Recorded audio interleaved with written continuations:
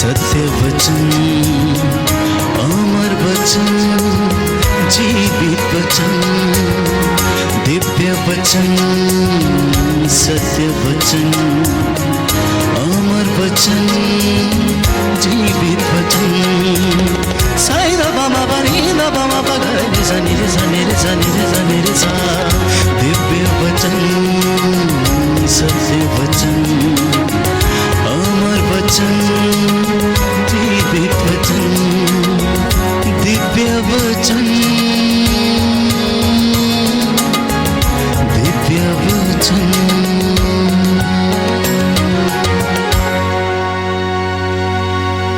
कि परमेश्वर किस तरह से जिंदगी बदलता है, लेकिन जिंदगी उनकी बदलती है जिनके हृदयों पे ये वचन अंकित होता है, जो उसे दिन रात मनन करते हैं, जो सोते बैठते उठते जागते समय, यात्रा करते समय, घर से बाहर आते जाते समय, घर के भीतर आते समय जो उसको मनन करते हैं, जो उसको साथ रखते हैं, जो उस पर भरोसा करते। जिंदगी उनकी बदली है, दूसरों की नहीं बदली है। कई लोग तो ऐसे हैं कि सुनते हैं लेकिन जिंदगी बदलती नहीं है। सिर पर हाथ रखा रखा के बाल निकल गए, गंजे हो गए, लेकिन जिंदगी अभी तक नहीं बदली है। जिस साधना में जाते हैं, जिस रिट्रीट में जाते हैं, फादर जी प्रार्थना कर दो, ले हैंड प्रेयर कर दो, यहाँ से लेकर पंजाब तक, पंजाब से लेकर केरला तक, केरला से लेकर तमिलनाडु तक, ना जाने कितनी यात्राएं कर ली, ना जाने कितनी माता मरियम को हार, फूल, नारियल और जाने क्या क्या चढ़ाया, लेकिन कभी जिंदगी नहीं बदली। वो सोचते हैं कि जिंदगी बदली, लेकिन नहीं, फिर भी खुशी नहीं है। भाई कह रहे थे कि खुश रहो, भाई कह रहे थे खुश रहो, लेकिन मैं ये देखता हूं कि ये खुशी बाहरी है, अंदर से खुशी नहीं है। आप अपने आप से पूछिए कि क्या अंदर से आप खुश हैं? 95% लोग आर्टिफिशियल खुशी को दिखाते हैं, दर्शाते हैं। पति पत्नी जब खाना खाने के लिए कहीं बाहर जाते हैं, मनमुटाव होता है, तो वहां पर भी झगड़े होते हैं उनके, रेस्टोरेंट में भी झगड़े होते हैं, हनीमून पे जाएंगे वहां भी झगड़े होते हैं उनके, किसी रिश्तेदारी में जाएंगे वहां भी झगड़े होते हैं, क्योंकि वो आंतरिक खुशी उनकी जिंदगी में नहीं है। आंतरिक खुशी इसलिए जिंदगी में नहीं क्योंकि जीवन बदला ही नहीं अभी तक। तो आज के इस पवित्र दिन में मैं आपसे कुछ बातें साझा करना चाहता हूं कि आखिर ये समस्याएं क्यों हैं, कि क्यों हमारा जीवन बदलता नहीं है, क्यों हम बदलते नहीं हैं। इतना वचन सुनने के बाद क्यों हमारी परिस्थितियां बदलती नहीं हैं। और परिस्थितियां इसलिए नहीं बदलती हैं क्योंकि हम अपने आप को नहीं बदलते हैं। आप किसी अपनी सास को बदलना चाहते हैं कि ये मेरी सास नहीं सुधरती, ये मेरी सास बदलती नहीं है, सास बोलती मेरी बहू नहीं बदलती है, ये ऐसा करती हैं, वैसा करती हैं, इतना बोलती हैं, ये सेवा नहीं करती हैं, खाना नहीं देती हैं, और पत्नी बोलती हैं पति ऐसा है। मतलब एक दूसरे के ऊपर दोषारोपण लगातार यही बात चलती रहती। और मैं इतने कन्वेंशंस में हर बार ये कहने की कोशिश करता हूं कि आप ये सोच लीजिए कि जब कोई ना बदले तो आप अपनी जिंदगी बदल लीजिए, सब कुछ बदल जाएगा। हमारी समस्या ये है कि हम दूसरों को बदलना चाहते हैं लेकिन हम नहीं बदलते हैं, और इसलिए हम कहीं पहुंचते नहीं, हमारे उद्देश्य कहीं पूरे नहीं होते हैं, हम जो चाहते हैं कर नहीं पाते हैं। इसलिए संत पौलुस बहुत अच्छी तरीके से हमें बताता है कि हमारे अंदर एक द्वंद्व चल रहा है, एक लड़ाई चल रही है। किस प्रकार की लड़ाई? करूं ना करूं, खाऊं ना खाऊं, पहनूं ना पहनूं, माफ करूं ना करूं, प्रेम करूं ना करूं। ये लगातार हमारे अंदर एक लड़ाई चलती रहती है, क्योंकि आत्मा शरीर के विरुद्ध इच्छा करता है और शरीर आत्मा के विरुद्ध इच्छा करता है। कई लोगों ने सोचा होगा आज उपवास करूंगा, कई लोगों ने सोचा होगा कि आज वचन सुनूंगा, कई लोग ये सोच के आए होंगे कि आज जो वचन सुनाया जाएगा उसके द्वारा मेरी जिंदगी में कुछ आशीष आएगी, लेकिन जिंदगी नहीं बदली। अब आप पूछेंगे फादर जी आखिर क्यों ये जिंदगी नहीं बदलती है? तो मैं समझता हूं वचन सुनते हैं, सब कुछ करते हैं, लेकिन रास्ते नहीं बदलते हैं, इसलिए आपकी जिंदगी भी नहीं बदलती। तो ये बहुत सुंदर बात है कि अगर आप अपने आप को बदलना चाहते हैं, जीवन को बदलना चाहते हैं, अपनी जिंदगी को बदलना चाहते हैं, तो अपना रास्ता बदल दीजिए और आप बदल जाएंगे। बोलिए आमीन, हालेलुया। यीशु की स्तुति हो, यीशु को धन्यवाद, यीशु की आराधना हो, यीशु की महिमा हो, यीशु को धन्यवाद। हे प्रभु यीशु, मैं आपका वचन सुनने के लिए आपके चरणों में आया हूं। मुझ पर दया कीजिए, मेरे परिवार पर दया कीजिए। Hallelujah, hallelujah, hallelujah. एक सवाल मैं अक्सर पूछता हूं कि आप सच्चे मसीह हैं? सोच समझ के बोलना, मेरे लिए भी लागू होता है कि आप सच्चे मसीह हैं। Are you a true Christian?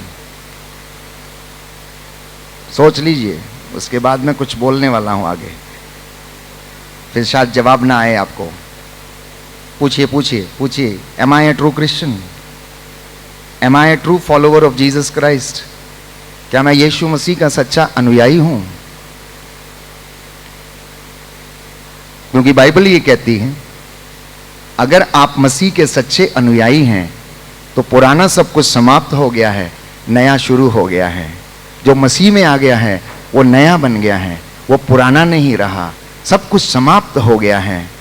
लेकिन अगर आप ये कहते हैं कि हम सच्चे मसीह हैं, तो सच्चे मसीहों में और गैर मसीहों में अंतर क्या है? फिर अंतर क्या है? आप में और उनमें अंतर क्या है? वो भी गाली देते हैं, आप भी देते हैं। वो भी झगड़ा करते हैं, आप भी करते हैं। वो भी गर्भपात करते हैं, आप भी करते हैं। वो भी नशा करते हैं, आप भी करते हैं। वो भी घर में मनमुटाव रखते हैं, ईर्ष्या द्वेष रखते हैं, आप भी रखते हैं। वो माफ नहीं करते, आप भी माफ नहीं करते हैं। जैसा वो करते हैं वैसा आप भी करते हैं। तो उनमें और आप में फर्क क्या है? उनमें और आप में फर्क क्या है? क्या अब आप कह सकते हैं कि मैं सच्चा मसीह हूं? मैं समझता हूं कि हम नहीं कह सकते हैं। बस हमें यही चीज को सोचने समझने की जरूरत है। हम दिन रात प्रवचन सुनते हैं, बाइबल पाठ करते हैं, मिस्सा बलिदान में भाग लेते हैं, आराधना में भाग लेते हैं, लेकिन जीवन नहीं बदल रहा। आप में से ना जाने कितने लोग ऐसे हैं जिन्होंने ना जाने कितनी बार पोट्टा में साधना की, तमिलनाडु में साधना किया, दमोला के चर्च में साधना किया, यहां पर ना जाने कितने सत्संग अटेंड किए, लेकिन जिंदगी अभी भी नहीं बदली। फिर भी कुछ ना कुछ कसक जो है वो रह ही जाती है। क्यों रह जाती है? क्यों रह जाती हैं प्यारे भाइयों और बहनों? आज उन बातों पर हम मनन चिंतन करेंगे।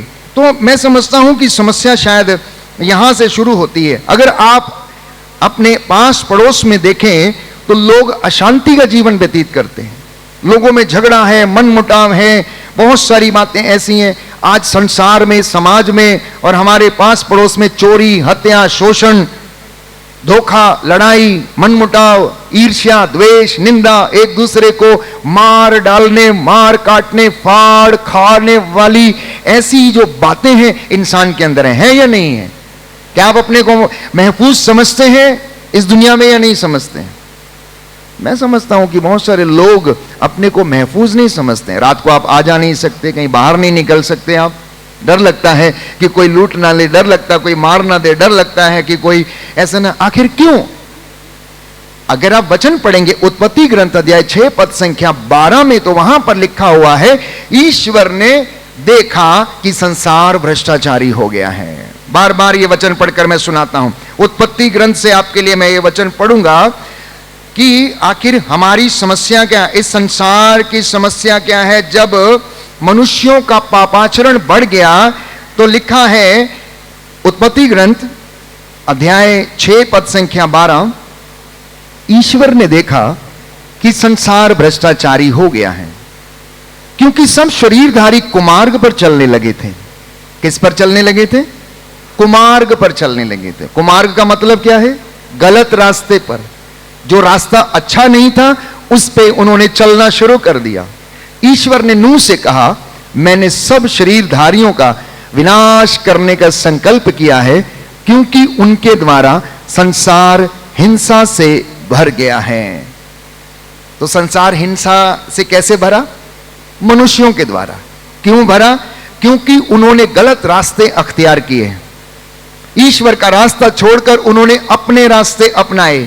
इसलिए यशाया नबी के ग्रंथ में हम पढ़ते हैं कि वे अपने मार्ग छोड़कर, ईश्वर के मार्ग छोड़कर उन्होंने अपने रास्ते अपनाए हैं। और एजेकियल नबी के ग्रंथ में हम पढ़ते हैं कि अब वो भटकी हुई भेड़ों के समान है, भटकी हुई भेड़ों के समान है, जिन्हें पता नहीं लगता है। यहां हरियाली देखी, यहां मुंह मारना शुरू किया, वहां हरियाली देखी, वहां मुंह मारना शुरू किया, यहां कुछ देखा, यहां।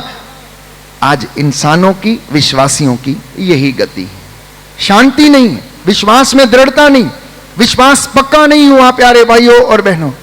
इसलिए जब आज इस वचन को हम सुनते हैं तो हम इन बातों पर आज मनन चिंतन करेंगे। तो मैं आपसे कह रहा था कि संसार हिंसा से भरा हुआ है, और ये हिंसा किसके कारण दुनिया में आई है? बाइबल कहती है मनुष्यों के द्वारा ये हिंसा दुनिया में आई है। याद रखिए, वो मनुष्य कौन है? वो मनुष्य आप और मैं हैं, जिन्होंने अभी तक अपने हृदयों का खतना नहीं किया, जिन्होंने अभी तक अपने विचारों का खतना नहीं किया, जिन्होंने अभी तक अपने मन का खतना नहीं किया है। हम दुनिया की बातों को बदलते हैं, दुनिया को बदलना चाहते हैं, हम चाहते हैं हमारा अधिकार ही बदल जाए, लेकिन हमारी सोच नहीं बदलती है, हमारा विचार नहीं बदलता है, हमारा हृदय परिवर्तन नहीं होता है। तो क्या आप सोचते हैं कि चीजें बदल जाएंगी? नहीं बदल जाएंगी, नहीं बदलेंगी प्यारे भाइयों और बहनों। यीशु ने इसलिए ये बात कही कि जब तेरी आंख में तिनका है तो अपने भाई की आंख में लट्ठा क्यों देखता है? तो यहां से यह बात स्पष्ट होती है कि सबसे पहले मुझे अपने हृदय को परिवर्तित करना है, अपनी सोच को परिवर्तित करना है। जैसा आपका नजरिया होगा वैसी ही आपको चीज दिखेगी, जैसी आपकी सोच होगी वैसा ही आपके सामने वाला आपको नजर आएगा, जैसा आप विचार करेंगे वैसी ही चीजें आपके सामने होंगी। अगर आप सकारात्मक हैं तो सकारात्मक रवैये के साथ आप आगे चलेंगे, और अगर आप नकारात्मक हैं, नेगेटिव एटीट्यूड आपके अंदर भरा है, तो सब आपको नेगेटिव ही नजर आएंगे, सबकी आंख में तिनका ही नजर आएगा आपको और मुझे। इसलिए प्रभु चाहता है कि ये जिंदगी हमारी बदले, और जब ये हमारी जिंदगी बदलेगी तो हम खुद ब खुद बदल जाएंगे, कलीसिया बदलेगी, परिवार बदलेगा प्यारे भाइयों और बहनों। इसलिए परिवार में किसी एक व्यक्ति का पश्चाताप करना अनिवार्य है, किसी एक या दो व्यक्तियों को बदलना जरूरी है, मम्मी पापा को बदलना जरूरी है, सास ससुर को बदलना जरूरी है, और उनको चीजों को सकारात्मक रवैये से जैसा प्रभु चाहता है वैसा हमें देखने की आवश्यकता है। बोलिए आमीन, हालेलुया, हालेलुया। यीशु की स्तुति हो, यीशु को धन्यवाद, यीशु की आराधना हो, यीशु की महिमा हो, यीशु को धन्यवाद। Hallelujah, hallelujah. तो इंसान की जिंदगी में ये समस्याएं क्यों हैं? सबसे बड़ी समस्या है स्वार्थ। हर इंसान में थोड़ा बहुत स्वार्थ जो है वो छिपा हुआ है। उस स्वार्थ के कारण अपेक्षाएं बहुत ज्यादा हैं, और जब अपेक्षाएं पूरी नहीं होती हैं तो अशांति घर में शुरू हो जाती है, जिंदगी में अशांति आनी शुरू हो जाती है। और ये अशांति क्यों है? पारिवारिक समस्याओं के कारण, बच्चों की जिंदगी को लेकर, लड़की जवान हो गई है उसके जीवन को लेकर, आप चाहते हैं कि उसे किसी अच्छे व्यक्ति को सौंपा जाए, लेकिन वो कहीं और अपना दिल लगाकर बैठी हैं, तो इसलिए मम्मी पापा अभी दुखी हैं, घर में अशांति का माहौल है, साथ में उठ बैठ के खाना नहीं खा पाते हैं, एक दूसरे से आंखें नहीं मिला पाते हैं, एक इधर को जाता है तो दूसरा इधर को जाता है, सुबह मिले बिना चले जाते हैं। पारिवारिक समस्याएं, दूसरा आर्थिक तंगियों के कारण, तीसरा आपसी रिश्तों में मनमुटाव है, खटास है, उसके कारण व्यक्ति की जीवन में अपेक्षाएं पूरी नहीं हो रही हैं। मम्मी चाहती है कि बच्चे ऐसा करें, बच्चे चाहते हैं कि मम्मी पापा ऐसा करें, सास चाहती है कि मेरी बहू इस तरीके का जीवन जिए, लेकिन बहू चाहती है कि अब मेरी सास जो है नए जमाने की तरह जिंदगी जिए, नए लोगों के जैसे जिंदगी जिए। आपको क्या पता है, अरे वो आपका जमाना और था जब आप स्कूटर पे चला करती थी, अब तो हम मर्सिडीज बेंज पे जाएंगे, अब तो हम स्कूटी पे जाएंगे। तो बहुत सारी बातों में प्यारे भाइयों और बहनों तालमेल नहीं बैठता है। इसकी वजह से क्योंकि हमारे अंदर स्वार्थ है, उस स्वार्थ के कारण अशांति है, उस अशांति के कारण मेरा और आपका जो जीना है वो प्यारे भाइयों और बहनों बहुत ज्यादा उसमें उथल पुथल है। और यही कारण है कि मैं और आप परेशान हो जाते हैं। और कुछ लोग इस परेशानी से छुटकारा पाने के लिए फिल्म देखने लगते हैं, तो कुछ और काम करने लगते हैं, कुछ ऐसी चीजों को चुन लेते हैं, जैसे सीरियल्स हो गए, वीडियो गेम्स हो गए, पूरा समय उस पे। आजकल के बच्चे वीडियो गेम पे, और पुराने जमाने में ये सब नहीं था तो लोग क्या करते थे, नॉवल पढ़ा करते थे, नॉवल में लगे रहते थे। पुराने जमाने में टेलीविजन था तो उस समय एक सीरियल आता था तो मम्मी जल्दी से खाना बना के पूरा 2 बजे से बैठ जाएगी और 4-5 बजे तक सीरियल चलते रहेंगे, और 5 बजे उठेगी, झाड़ू पोछा करेगी, उसके बाद खाना बनाएगी, रात को फिर से 9 बजे सीरियल शुरू, और उसके बाद 12 बजे खत्म होगा, फिर मम्मी सोएगी और सुबह उठ के बच्चे को भेज दिया, फिर से एक सीरियल 10 बजे शुरू हुआ। क्यों? क्योंकि टाइम पास नहीं होता था, टाइम पास नहीं होता। तो इंसान अपनी अपनी सहूलियत के अनुसार अपना अपना रास्ता खोज लेता है कि कैसे मैं टाइम पास करूंगा। अब जिनको कुछ बनने की इच्छा है, जिन बच्चों को कुछ बनने की इच्छा है, आईपीएस आईएएस ऑफिसर्स बनने की इच्छा है, साइंटिस्ट बनने की इच्छा है, स्पोर्ट्स पर्सन बनने की इच्छा है, कमाने की इच्छा है, तो वो उस तरीके का काम करते हैं, उस तरीके का काम करते हैं। तो प्यारे भाइयों और बहनों, अगर देखा जाए तो इंसान की जिंदगी में इतनी उथल पुथल है कि इसको एक पैमाने पर रखना बहुत मुश्किल है। एक पैमाने पर रखना इसको बहुत मुश्किल है। जैसे जैसे समय बीतता जा रहा है, हमारी समस्याएं बढ़ती जा रही हैं, महंगाई बढ़ती जा रही है, आय कम है, अपॉर्चुनिटीज कम है, कॉम्पिटिशन्स ज्यादा हो गए हैं। लेकिन हमारी जो आदत पड़ी हुई थी, उस आदत को अभी बदलने की आवश्यकता है। आपके बच्चे अब 5G वाले बच्चे हैं और आप अभी 2G वाले ही हैं, जिनको मोबाइल चलाना भी नहीं आता। समझ रहे नहीं कि समझ रहे? आपका बच्चा 5G है और आप अभी 2G में ही हैं, क्योंकि जितनी रफ्तार से वो सोचते हैं उतनी रफ्तार से आपकी फ्रीक्वेंसी नहीं चलती है। ये फर्क है।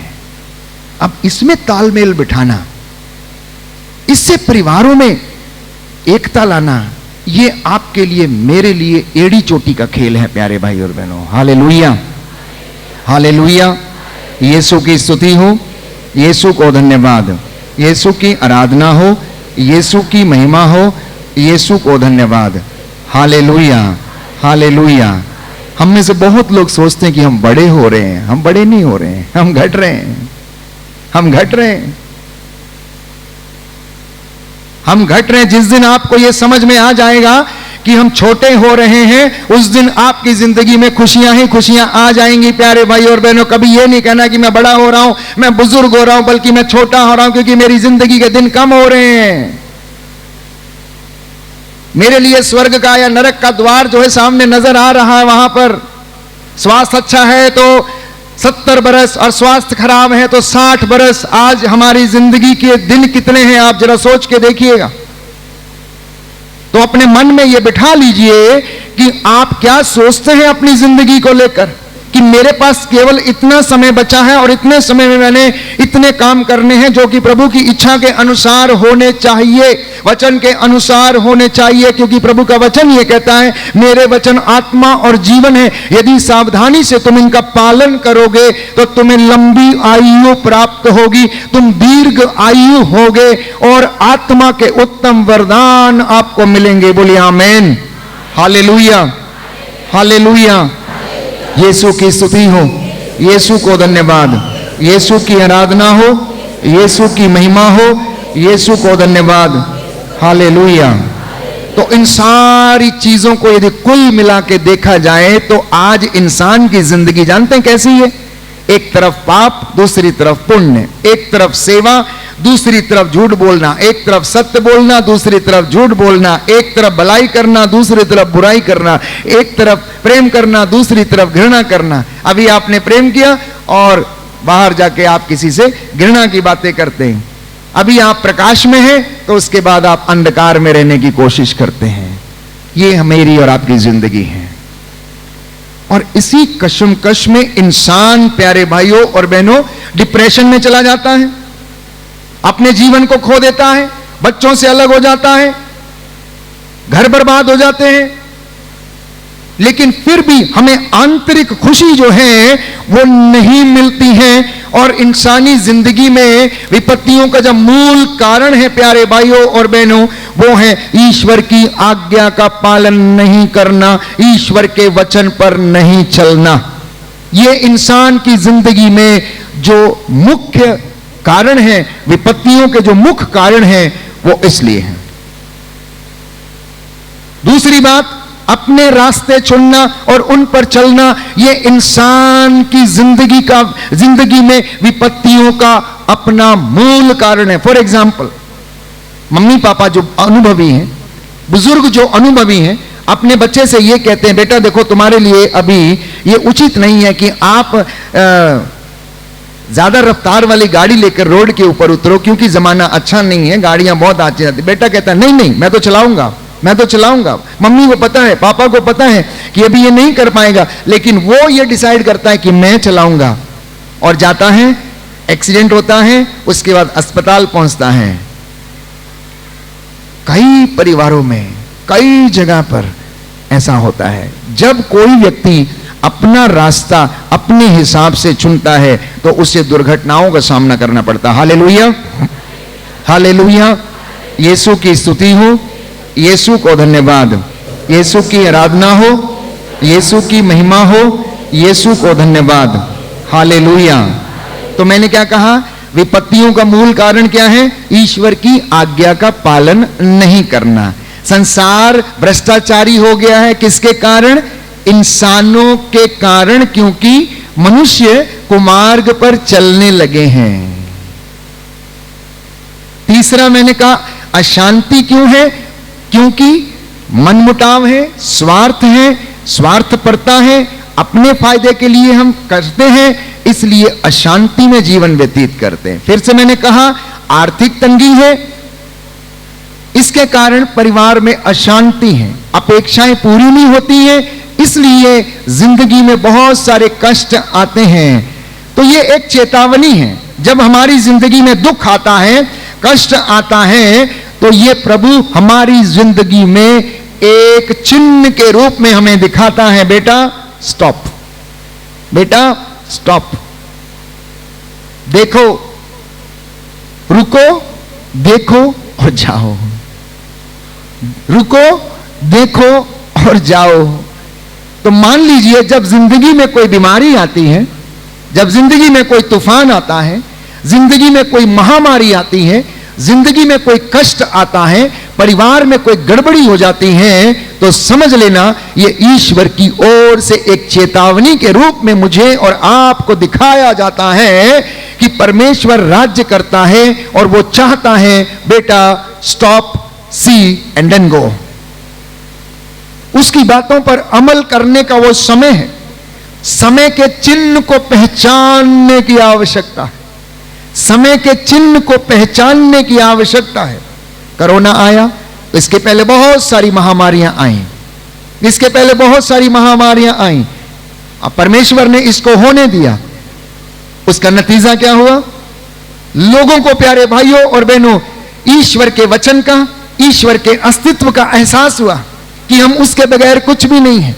लोग ऑक्सीजन के लिए तरस गए, लेकिन ऑक्सीजन नहीं मिली। लोग अपने पैसे पर भरोसा करते थे, लेकिन अपनी जिंदगी नहीं बचा पाए। उनको समझ में आया, क्योंकि परमेश्वर उन्हें बताना चाहता था कि मैं हूं जो हूं, प्रभु मेरा नाम है, ईश्वर मेरा नाम है, मैं अपनी महिमा किसी को भी नहीं दे सकता। यशायाह नबी का ग्रंथ अध्याय 42 में हम पढ़ते हैं कि मैं वो प्रभु हूं, मैं अपनी महिमा किसी मनुष्य या किसी मूर्त को नहीं दे सकता हूं। वचन हमसे बातें करता है, हमें बताता है कि बेटा समय के चिन्हों को पहचानो। हालेलुया। दाहिना हाथ उठाकर बोलेंगे हालेलुया, हालेलुया। यीशु की स्तुति हो, यीशु को धन्यवाद, यीशु की आराधना हो, यीशु की महिमा हो, यीशु को धन्यवाद। Hallelujah, hallelujah. जैसे आपकी बातें हैं, प्रभु हमारी जिंदगी में ऐसा क्यों नहीं होता? प्रभु ये मेरी जिंदगी में क्यों नहीं है? मैं मकान बनाना चाहता हूं लेकिन हो नहीं रहा। प्रभु मेरा केस फाइनल नहीं हो रहा है, व्हाट इज द प्रॉब्लम? 10 साल हो गए, 15 साल हो गए, क्यों ये फाइनल नहीं हो रहा है? हो सकता है प्रभु ये चाहता है कि आप अपने मुद्दई से समझौता कर लो, लेकिन उसने इसके लिए आपको 15 साल दिए कि आप अपने मुद्दई के साथ समझौता कर लो। हर 15 साल तक आप अभी तक केस नहीं जीते हैं। हो सकता है मैं आपसे सकारात्मक रवैये की बात कर रहा था, पॉजिटिव एटीट्यूड की बात कर रहा था मैं, कि परमेश्वर हमसे क्या चाहता होगा। यदि किसी का केस सॉल्व नहीं हो रहा तो परमेश्वर ये चाहता है, सोचता होगा कि काश मेरा ये बेटा, मेरी ये बेटी समझ जाए, मुद्दई से समझौता कर ले। इसके लिए ये अच्छा होगा कि इसको जेल में न डाला जाए, इसलिए समय पर समय देता गया। कभी जज नहीं बैठता है तो कभी वकील नहीं आता है, तो कभी तारीख आगे शिफ्ट हो जाती है। क्या हम ऐसा सोच नहीं सकते? क्या हम ऐसा सोच नहीं सकते? अगर हम प्रभु की इच्छा को समझने की कोशिश करें, उसके वचन को पढ़ने की, सोचने की कोशिश करें, तो मैं समझता हूं कि ऐसा भी संभव हो सकता है कि प्रभु ये चाहता है कि हम अपने मुद्दई से समझौता कर लें। यीशु ने कहा, कचहरी जाते समय तुम अपने मुद्दई से समझौता कर लो, कहीं ऐसा ना हो कि वो तुम्हें जल्लादों के हवाले कर दे, कहीं ऐसा ना हो कि तुम्हें बंदी गृह में डलवा दे, कहीं ऐसा ना हो कि वहां पर तुम्हें चक्की पीसनी पड़े, तब तुम कौड़ी कौड़ी ना चुका दोगे, तुम्हें वहीं रहना पड़ेगा। कैसा नहीं हो सकता? तो बाइबल प्यारे भाइयों और बहनों क्षमा और प्रेम पर आधारित है। बाइबल क्षमा और प्रेम पर आधारित है और प्रभु चाहता है कि हम इन दोनों वर्चूज को अपनाएं। प्रभु चाहता है कि ये दोनों गुण मसीहों के जीवन में इनकलकेट हों। इसलिए मैंने आपसे कहा, अब आप बताइए कि क्या आप सच्चे मसीह हैं या नहीं हैं? क्या आप सच्चे मसीह हैं या नहीं हैं? यदि आप सच्चे मसीह हैं तो आप क्षमा करने में असमर्थ क्यों हैं? यदि आप सच्चे मसीह हैं तो सेवा करने में पीछे क्यों हैं? यदि आप सच्चे मसीह हैं तो आपके घर में मन मुटाव, लड़ाई झगड़ा क्यों होता है? अब कोई व्यक्ति ये कहेगा, फादर जी ये तो स्वाभाविक है, जहां पर 2 बर्तन रहेंगे आवाज तो आएगी। आवाज आने का यह मतलब नहीं है कि वो जिंदगी भर टुक टुक टुक टुक टुक टुक कट कट कट कट कर करती रहे। कभी तो अंत होना चाहिए कि नहीं होना चाहिए? होना चाहिए कि नहीं होना चाहिए? ये अंत कब होगा? जब वचन आपको यह बताएगा, जैसे मैंने तुम्हें क्षमा किया तुम भी एक दूसरे को क्षमा करो। क्या तुम चाहते हो तुम्हें लंबी आयु मिले? तो वचनकार ये कहता है, अपने होठों को बुराई की बातें ना बोलने दो, अपने हृदय में मनमुटाव मत रखो, अपने हृदय में ईर्ष्या की भावना ना रखो। इसलिए मैंने कई मर्तबा, कई मौकों पर यह बात को कहा कि आप में और हम में से बहुत सारे लोग इसलिए जिंदगी में खुश नहीं रहते हैं क्योंकि हम किसी तीसरे व्यक्ति की सोच से संचालित होते हैं, वो हमें कंट्रोल करता है। फॉर एग्जाम्पल, यदि हमारा किसी से मनमुटाव है तो हम उसी के बारे में सोचते रहते हैं। घर में अपनी जिंदगी से ज्यादा हम उसको तवज्जो देते हैं। वो हमारी जिंदगी में क्या करता, वो हमारे लिए क्या कहता है, ये पड़ोसन हमारे लिए क्या करती है, रोज हमारे द्वार पे चप्पल रख के चली जाती है, रोज हमारा ऐसा करती। मतलब हम दिन और रात के 24 घंटों में कम से कम 4 घंटे उस व्यक्ति के विषय में बातें करते हैं जिसका हमारी जिंदगी से कोई लेना देना नहीं है। हम ये नहीं सोचते हैं कि आज परमेश्वर का वचन मुझे क्या कह रहा है। हम ये नहीं सोचते हैं कि हमारा आज का उद्देश्य क्या है। हम ये नहीं सोचते हैं कि आज हम खाना और स्वादिष्ट कैसे बनाएंगे। खाना बनाते समय ईर्ष्या, निंदा और ये तमाम बातें जो हैं हमें अपने अधिकार में लेके रहते हैं। आप में से जितने भी लोग बैठे हैं, आस्क योरसेल्फ सिंसियरली कि हमारे दिन और रात के जो घंटे होते हैं, हो सकता है 7 घंटे आप सोते होंगे, हो सकता है 8 घंटे आप काम करते होंगे, हो सकता है 2-4 घंटे आप टीवी पे और इस पे मोबाइल पे रहते होंगे। तो जब आप आपस में रहते हैं तो किन बातों को आप चर्चा करते हैं, किन बातों के विषय में आप सोचते हैं?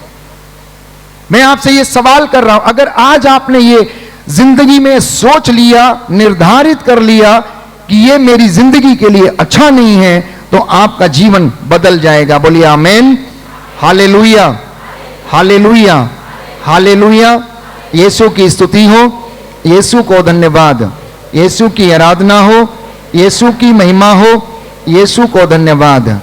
तो अशांति, विपत्ति, दुख, कष्ट, महामारी और अनेक प्रकार की ऐसी बुराइयां ये जिंदगी में क्यों आती हैं? मैंने आपसे ये कहा कि ये परमेश्वर मुझे और आपको चेतावनी देता है, बेटा अब रुकने का समय है, बेटा अब देखने का समय है, बेटा अभी चिन्हों को पहचानने का ये समय है और अपनी जिंदगी को बदलने का ये समय है। तुम मेरे पास लौटो और मैं तुम्हारे पास लौटूंगा। बोलिए आमीन, हालेलुया, हालेलुया।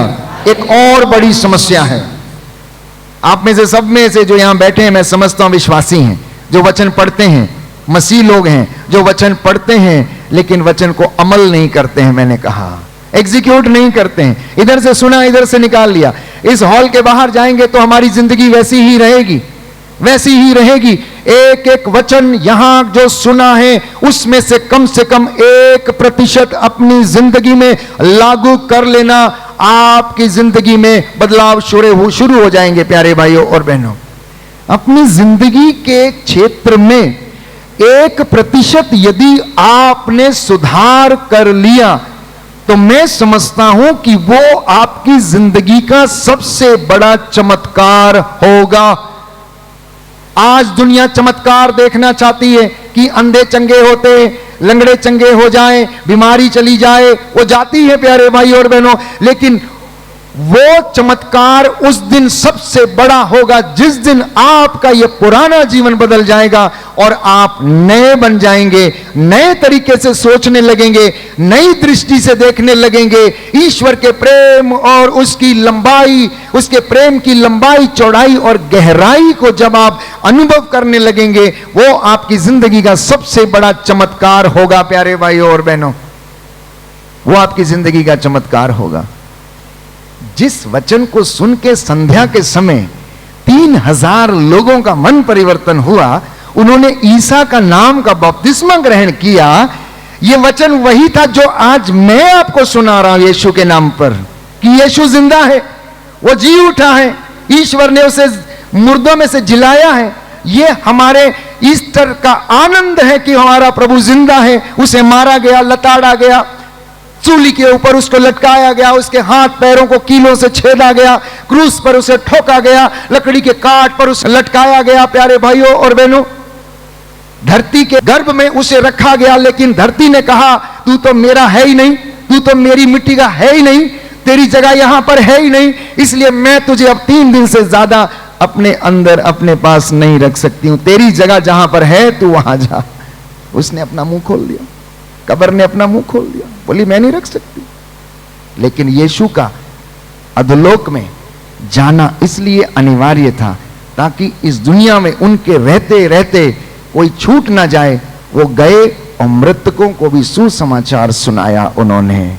और आप जानते हैं जिस दिन वो जिंदा हुए उस दिन कब्रों के मुंह खुल गए। प्यारे भाइयों और बहनों, उसके साथ बहुत से मृतक जी उठे, वो पुनर्जीवित हो गए। प्यारे भाई और बहनों, ये पुनरुत्थान का आनंद है, ये ईस्टर का आनंद है। इसके विषय में थोड़ी देर में हम बात करेंगे, लेकिन उससे पहले मैं आपसे ये बताने की कोशिश कर रहा हूं कि यीशु की जिंदगी में इतना कष्ट, इतनी परेशानी, इतना दुख उनकी जिंदगी में था कि मेरा और आपका दुख उनके दुखों के सामने कुछ भी नहीं है, कुछ भी नहीं है प्यारे भाइयों और बहनों। और वो दुखों को सहता गया। अब आप जब ऐसी बातें मैं बोलता हूं तो आप में से कुछ लोग ये कहते हैं, फादर जी वो तो प्रभु थे ना, वो तो ईश्वर का बेटा था। मतलब आप ईश्वर के बेटे नहीं हैं, आप ईश्वर के बेटे नहीं हैं, आपको वो सामर्थ्य नहीं दिया गया। संत पौलुस कहता है आपको बपतिस्मा के दौरान पवित्र आत्मा दिया गया है, आपको उस पवित्र आत्मा के सामर्थ्य से विभूषित किया गया है। फर्क सिर्फ इतना है कि यीशु को यह हमेशा याद रहता था कि ईश्वर उनके साथ है, आत्मा उनके द्वारा काम करता है, लेकिन मैं और आप आत्मा का बटन जो है ऑफ करके रखते हैं। जब हमें जरूरत होती है हम उसको ऑन कर लेते हैं, जब हमें जरूरत नहीं होती है पवित्र आत्मा तुम वहां बैठो, अभी मैं जा रहा हूं अपना काम करने के लिए। यह प्रॉब्लम है। यीशु का काम क्या था? संध्या समय आदत के अनुसार कितने भी थके हो, कितने भी उनका काम क्यों ना हो, लेकिन पहाड़ी में एकांत में जाके बैठ के बातें किया करते थे। क्या बातें करते थे? पिता से क्या पूछते थे? क्या पूछते थे? अब्बा पिता, कल लाजरस को जिंदा करना है, बोल कैसे होगा? कौन से समय पे करूं? शायद ईश्वर ने कहा होगा, यीशु चिंता मत करना, जब वहां पर बहुत सारे लोग इकट्ठे हो जाएं, शास्त्री फरीजी जब वहां पर आ जाएं, तो मेरी महिमा दिखाने का एक मौका रहेगा, तो उस समय उसको बाहर बुलाना। क्या ऐसा नहीं हो सकता? यदि आप उसको ऐसा सोचे कि वो जिंदा परमेश्वर है, मेरे और आपके जैसा उसका रूप था, वो रूप लेकर उसको इस दुनिया में आया था, यदि हम इन बातों से उसको देखें, इन बिटवीन द लाइन हम पढ़ें, अगर यीशु मसीह मेरे जैसा जवान, प्यारे भाइयों और बहनों, 33 साल का नवयुवक अपनी भरी जवानी में अगर ईश्वर का काम कर रहा था, संध्या के समय पिता से बातें करने के लिए जाया करता था, तो मैं समझता हूं कि वो यही कहता होगा कि हे पिता, आज मुझे यहूदियों, शास्त्रियों, फरीजियों का सामना करना है। देख, मैं योग्य नहीं, परंतु तेरा आत्मा मुझ पर देना और मुझे बोलने के लिए वचन देना। इसलिए जब पाप में पकड़ी गई स्त्री को पत्थरों से मारने के लिए उसे लाया गया, लोग उसे पत्थरों पर मार रहे थे, उन्होंने कुछ नहीं कहा और बैठकर धरती पर लिखने लगे, और उनके मुख से ये वचन निकला कि तुम में से जिसने जो निष्पाप हो, सबसे पहले वो इसके ऊपर पत्थर मारे। ये वचन कहां से आ गया? ये वचन कहां से आ गया? पवित्र आत्मा ने उसके मन में यह वचन डाला कि इस भीड़ का सामना करने के लिए इस वचन को बोलना होगा, क्योंकि यीशु ने कहा कचहरी जाते समय तुम्हें पहले से कुछ भी सोचना नहीं कि तुम्हें क्या बोलना है, लेकिन तुम्हें वचन दिया जाएगा। अगर तुम मुझ में विश्वास करोगे और मैं तुम्हें वचन दूंगा, तुम्हारे होठों पर मैं उन वचनों को रखूंगा और उन वचनों का कोई तोड़ नहीं होगा, कोई सामना उनका नहीं कर पाएगा। यह सामर्थ्य था यीशु की प्रार्थना में, यह सामर्थ्य था उनके डिस्कशन में, यह सामर्थ्य था। लेकिन मैं और आप जाते हैं, थोड़ी देर ताली बजाकर आते हैं, स्तुति करके आते हैं, बातें ही नहीं करके आते, पूछते ही नहीं है प्रभु से मेरी जिंदगी कैसी होगी, प्रभु मुझे बता। मैं आपसे विश्वास दिलाता हूं, प्रभु से कहना कि प्रभु मुझे बता, मेरे 60 साल की आयु में आप क्या करने वाले हैं, अपने विचार मेरी जिंदगी में प्रकट कर। क्योंकि बाइबल तो यही कहती है, यिर्मयाह नबी का ग्रंथ अध्याय 29 पद संख्या 11 में, मैंने तेरे लिए योजना बनाई है, मैंने तेरे हित की योजना है, तेरे हित की योजना है। पूछना मेरे हित की योजना कब आएगी, पूछना मेरे हित की योजना कब आएगी प्रभु, कौन सी योजना है जो मेरे हित की है। वो कहता है जैसा तू सोचता है मैं वैसा नहीं सोचता। तू सोचता है कि मैं एक अच्छी गाड़ी ले लूं, मैं लोन पे ले लूं, पर मुझे पता तेरा लोन अदा नहीं होगा, तू जिंदगी भर लोन की गुलामी में रहेगा। इसलिए मैं नहीं चाहता हूं तेरा ये लोन ही पास ना हो जा, तेरी फाइल ही आगे नहीं बढ़ेगी। इसलिए कई लोगों की फाइल, प्यारे भाई और बहनों, 10-10 बार रिजेक्ट होती है, 15-15 बार रिजेक्ट होती है, फाइनल नहीं होता है। प्रभु जानता है कि ये व्यक्ति कर नहीं पाएगा, ये व्यक्ति दे नहीं पाएगा। कई बार ऐसे मौके पर जब लोग सवाल करते हैं, पूछते हैं, तो आंसर देना बड़ा मुश्किल होता है। लेकिन अगर आप प्रभु की बातों को सुने और समझें, तो प्रभु हमसे बातें करता है प्यारे भाई और बहनों। इसलिए अपनी जिंदगी की योजनाओं के विषय में पूछना, बच्चों के विषय में पूछना और समय के चिन्ह को पहचानना, क्योंकि बाइबल ये कहती है प्यारे भाई और बहनों, आमोस नबी के ग्रंथ अध्याय 3 पद संख्या 10 में, कि उनको सदाचरण करना नहीं आता, वे तो अपने गढ़ों में हिंसा और हराम की कमाई जमा करते हैं, और यही कारण है उनकी जिंदगी में अशांति है। हालेलुया, हालेलुया, यीशु की स्तुति हो, यीशु को धन्यवाद, यीशु की आराधना हो, यीशु की महिमा हो, यीशु को धन्यवाद। इसलिए प्रभु की एक शिकायत है, जब आप उससे ये कहते हैं कि प्रभु ये दुनिया में क्यों नहीं होता, ये इसकी जिंदगी में ऐसा क्यों नहीं होता, तो प्रभु कहता है कि इनको सदाचरण करना नहीं आता है, ये अपने गढ़ों में हिंसा की कमाई जमा करते हैं, हराम की कमाई जमा करते हैं। इसलिए तुम्हारे अधर्म ने तुमको ईश्वर से दूर करके रखा है। यशायाह नबी का ग्रंथ अध्याय 59, बुक ऑफ आइजाया चैप्टर 59, तुम्हारे अधर्म ने तुमको ईश्वर से दूर किया हुआ है। इसलिए मेरे बेटे, मेरी बेटी, अब ये समय है तुम मेरे पास लौट कर चले आओ, प्रायश्चित करो, जिससे कि मैं तुम पर दया कर दूं, मैं तुम पर दया कर दूं। इज़राइल प्रभु की चुनी हुई प्रजा थी। कुछ वचन हम पढ़ते हैं कि प्रभु का दुख इस दुनिया के विषय में, मेरे और आपके विषय में, चुनी हुई प्रजा के विषय में क्या है प्यारे भाई और बहनों। होशिया नबी का ग्रंथ अध्याय 10 पद संख्या 13 और उससे आगे। Book of Hosea chapter 10 verse 13 onwards. तुमने अधर्म के बीज बोकर हल जोता था, तुमने अधर्म के बीज बोकर हल जोता था, अतः तुम्हारी फसल अधर्म ही है और तुमको विश्वासघात का फल खाना पड़ा है। तुमने अपने रथों पर और सेना बल पर भरोसा रखा है, इसलिए तुम्हारे लोगों के बीच भीषण युद्ध छिड़ जाएगा तथा तुम्हारे किले नष्ट हो जाएंगे। स्मरण रहे, सलमान ने युद्ध से बेत अरबेल को नष्ट किया था और बच्चों के साथ ही माताओं को भी मौत के घाट उतार दिया था। इज़राइल के घराने, तुम्हारी दुष्टता के कारण तुम्हारी भी यही गति होगी और भोर को इज़राइल के राजा का पूर्ण विनाश होगा। ये बात इज़राइल के विषय में। आप और मैं कौन है? आप और मैं कौन है? Book of Hosea chapter 10 verse 13 I read for you. Hosea नबी का ग्रंथ अध्याय 10 पद संख्या 13 से मैंने आपके लिए पढ़ा। यह वचन इज़राइल के लिए था। आप और मैं क्या हैं? नए इज़राइल है, नई प्रजा है, चुने गए लोग हैं। पवित्र आत्मा का पान हमें कराया गया है। पवित्र आत्मा और जल का बपतिस्मा मुझे और आपको दिया गया। पवित्र आत्मा का बपतिस्मा, प्यारे भाई और बहनों, प्रभु ये कहता है कि अब मेरी बात सुनो, हे इज़राइल के घराने, तुम्हारी घोर दुष्टता के कारण तुम्हारी भी यही गति होगी और भोर को इज़राइल के राजा का पूर्ण विनाश होगा। यदि तुम अपना जीवन परिवर्तित नहीं करोगे तो सब के सब नष्ट हो जाओगे। Hallelujah, hallelujah, hallelujah. आगे लिखा है, इफ्राइम 12 वंशों में से एक वंश, प्रभु का चुना हुआ वंश था। प्यारे भाइयों और बहनों, लिखा है जब इफ्राइम का स्वर सुनाई देता था तो सब लोग कांप उठते थे। क्या होता था?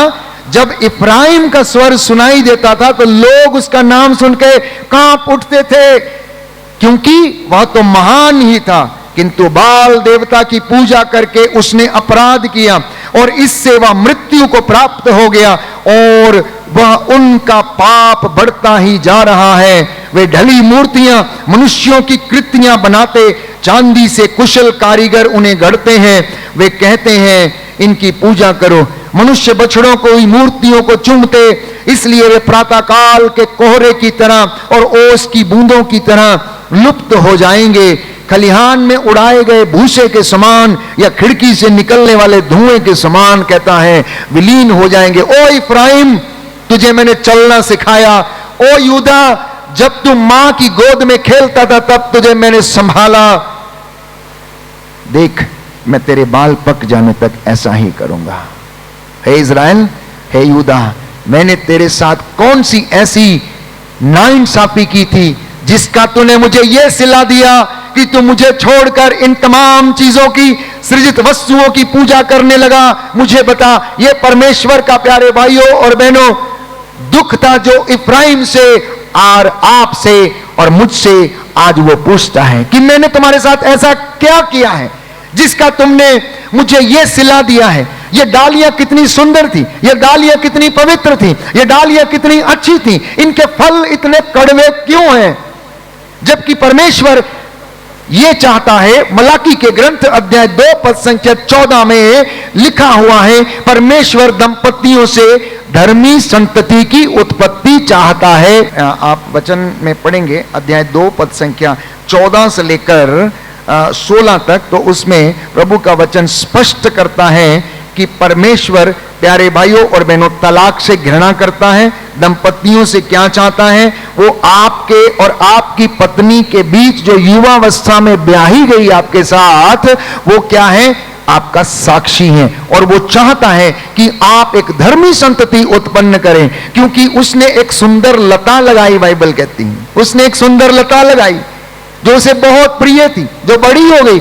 लेकिन आश्चर्य की बात यह है, प्रभु यह कहता है कि इसके फल कड़वे कैसे हो गए, इसकी डालियां जंगली कैसे हो गई। परमेश्वर इस बात को नहीं समझ पाता है, इसलिए कहता है, ओ इफ्राइम, तेरा नाम सुनकर लोग डरते थे, लेकिन अब वो तेरे ऊपर हंसते हैं।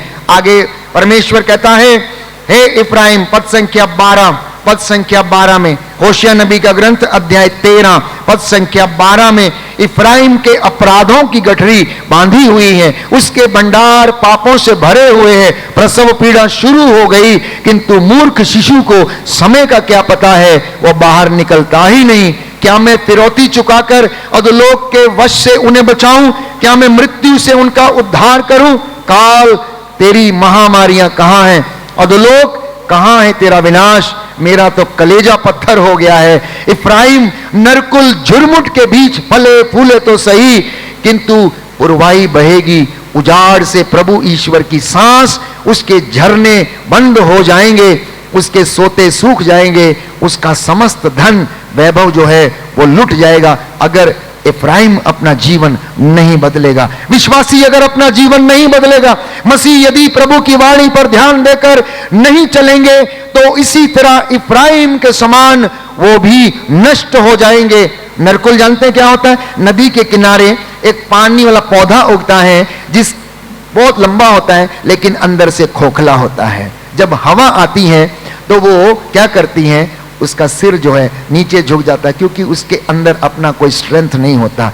उस नरकुल झुरमुट की बात यहां पर नबी करता है, प्यारे भाइयों और बहनों, होशिया नबी।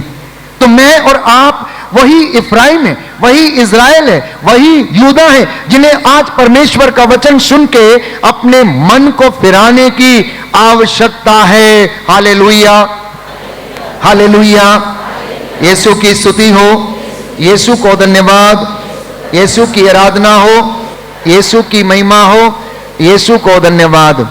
Hallelujah, hallelujah.